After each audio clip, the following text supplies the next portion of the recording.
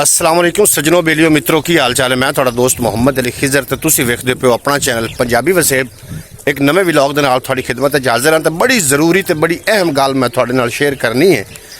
खबरां जनाब चल रही ने तो उहदे विच दस्सिया जा रहा है कि हवा च करंट आ गया।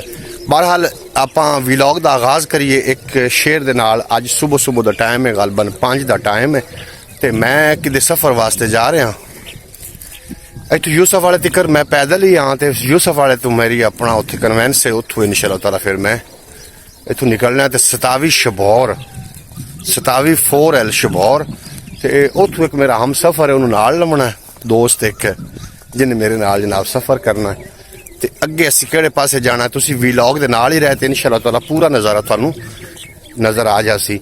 तो एक शेर सुनो तो उस तो बाद आप गलबात करिए भी जिहड़ा हवा च करंट आ गया।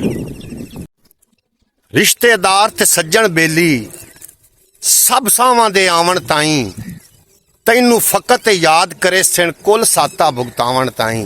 जनाब व्लॉग दा आगाज़ हो गया। मैं टिकटॉक स्क्रॉल कर रहा सू तो एक खबर मेरे सामने जनाब आई कि इस्लामाबाद हवा दे विच करंट आ गया। जिहड़ी शै नूं असीं हत्थ लैने हैं उहदे चों जनाब झटका लगदा है। वो करंट की आ गया तो जिहड़े इस्लामाबाद वाले ने वो लाहौर वाले मूव कर रहे हैं, यानी कि लाहौर आ रहे हैं। अच्छा किस तरीके करंट आ गया है मैं तुहानू एक गल एक मिसाल देंदा चला।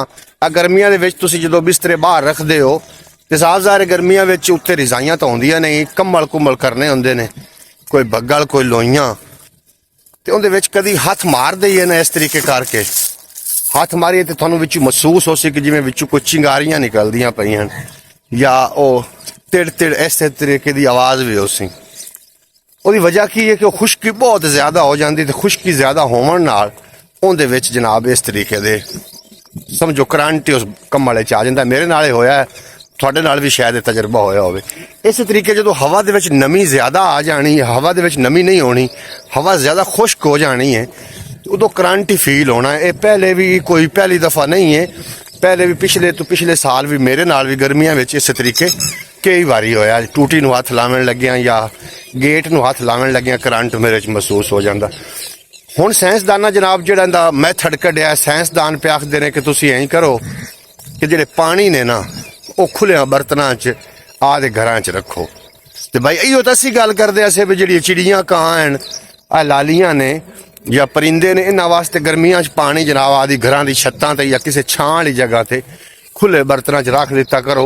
मुड़ नूं रखिया ना रहन दिता करो, उहनूं बदलिया भी करो रोजाना, ताकि ये जिहड़े परिंदे ने इन्हां नूं भी साफ ज़ाहिर गर्मी है तो इन्हां दे घरे ट्यूबवैल चलदे पे, इन्हां नूं भी प्यास लगदी है। इन्हां पानी कित्थों पीवना है क्योंकि जदों गर्मी फुल होंदी उदों नहरां दे पानी भी गर्म हो जांदे ने, जिहड़े खड़ोते होंदे ने टुब्बियां विच वो भी पानी गर्म हो जांदे ने, जिहड़े कि परिंदे इस्तेमाल नहीं कर सकदे। ते परिंदियां वास्ते जनाब आदि घरां दी छत्तां ते जित्थे तुहानूं लगे कि छां है उत्थे कोई 2-2 डोंगे भर के रखो चा कि ये पानी सिर्फ दो गत्तण वास्ते रह गया, होर किसी काम वास्ते नहीं जनाब। उत्थे पानी रखो, एक तो हवा की नमी जी घट सी, दूआ जिहड़ा परिंदियां नूं जिहड़ा है ना वो तहफ़ुज़ हो सी जनाब। तुसी अगे गर्मियां आउंदियां तो जो निक्के निक्के बाल आसे उदों खैर मेरे नाल तो तजर्बा होया भी नहर के किनारे ते जाना तो वड्डे वड्डे दरख्त होंदे हन, विच तोतियां दे बच्चे होंदे हन। बाज़ औकात मैं बच्चे कड्ढे भी हैं तोतियां दे विचों ना, उस बच्चा बचपन जो आ, लेकिन हुण सानूं तोते नज़र नहीं आते। मैं रजवाए दे उत्ते जा रहा, रजवाया ने अगे कच्चे रजवाए हन ते साइडां ते दरख्त हन, वो तोते किते मुँह कर गए। इन्हां मुसीबतां दे मारे वो चले गए कि सानूं इत्थों पानी नहीं मुयसर आना। इस वास्ते अपनी घरां दी छत्तां ते छावां वाली जगह ते जनाब पानी दे टब भर के रखो। गल जे इत्थे मुक्की नहीं, गल अगां मजीद भी है। प्यारे दोस्तों जदों भी तुसी अल्लाह दे कानून नाल जदों फितरत नाल तुसी छेड़छाड़ करसो ना तो मुड़ इस तरीके दी मुसीबतां आवणियां ने। हुण साइंसदान कहंदे ने भी हवा च करंट आ गया, जिहड़े इस्लामाबाद वाले ने वो मूव करके लाहौर आउंदे पे ने, ते अगर लाहौर भी करंट आ गया तो मुड़ कित्थे जासो।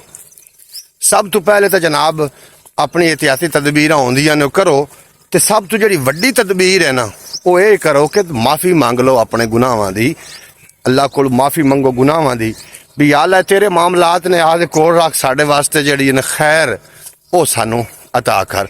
बहरहाल साडे ते खैर किवें आवनी भी कल अगले दिनों की गल है ਹੁਣ ਵੀ ਬਲਕਿ ਇਉਂ ਹੋ ਰਿਹਾ ਕਿ ਫਲਸਤੀਨ ਦੇ ਅੰਦਰ ਸਾਡੇ ਮੁਸਲਮਾਨ ਭਰਾ ਨਿੱਕੇ ਨਿੱਕੇ ਜਿਹੜੇ ਬੱਚੇ ਨੇ ਉਹ ਕੁੱਸੀ ਜਾਂਦੇ ਨੇ, ਜਿਹੜੇ ਸਾਡੇ ਉੱਥੇ ਭਰਾ ਨੇ ਉਹ ਪਾਣੀਆਂ ਨੂੰ ਤਰਸਦੇ ਨੇ, ਰੋਟੀ ਨੂੰ ਤਰਸਦੇ ਨੇ, ਤੇ ਅਸੀਂ ਜਨਾਬ ਭੰਗ ਪੀ ਕੇ ਆਦਾ ਟਿਕਟੌਕ ਚਲਾ ਕੇ ਉੱਥੇ ਗਤੀ ਵਨ ਪਵਨ ਮੁਜਰੇ ਵੇਖਨੇ ਆ ਤੇ ਅਸੀਂ ਜਨਾਬ ਸੁੱਤੇ ਪਏ ਆ।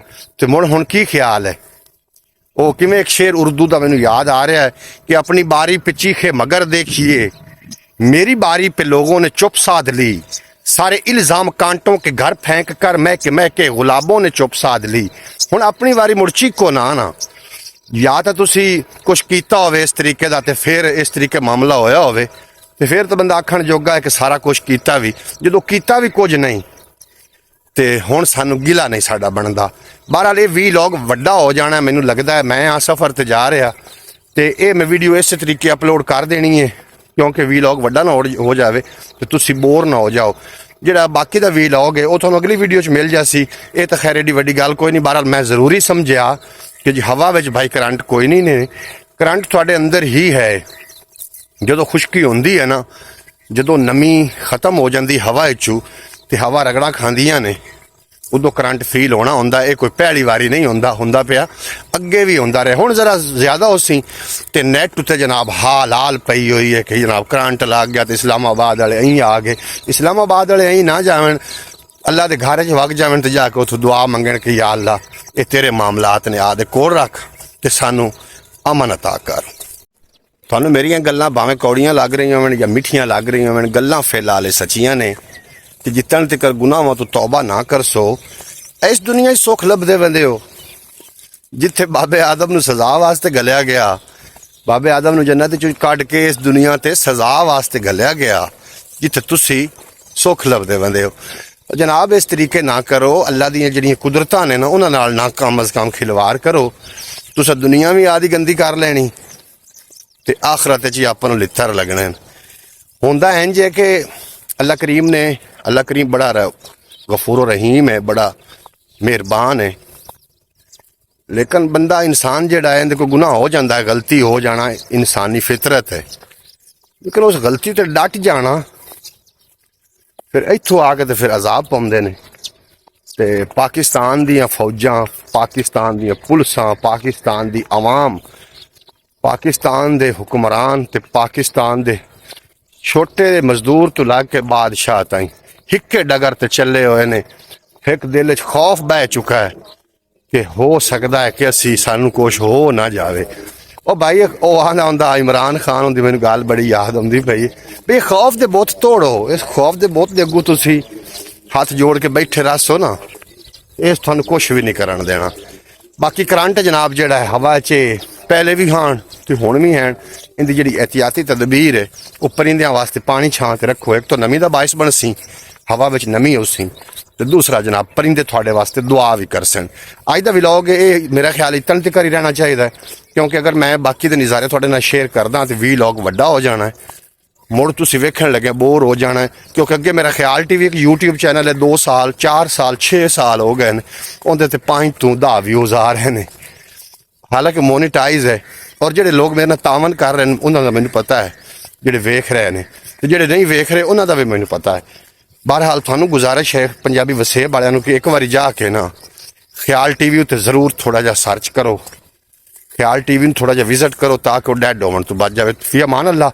अपना ते अपने प्यारिਆਂ ਦਾ ख्याल रखना, खुशियां वंडदे रहना है। खुशियां वंडण नाल वधियां ने ते दुख वंडदे रहना, दुख वंडण नाल घट जांदे हुंदे ने। तुहाडा ते मेरा रब राखा। पाकिस्तान जिंदाबाद।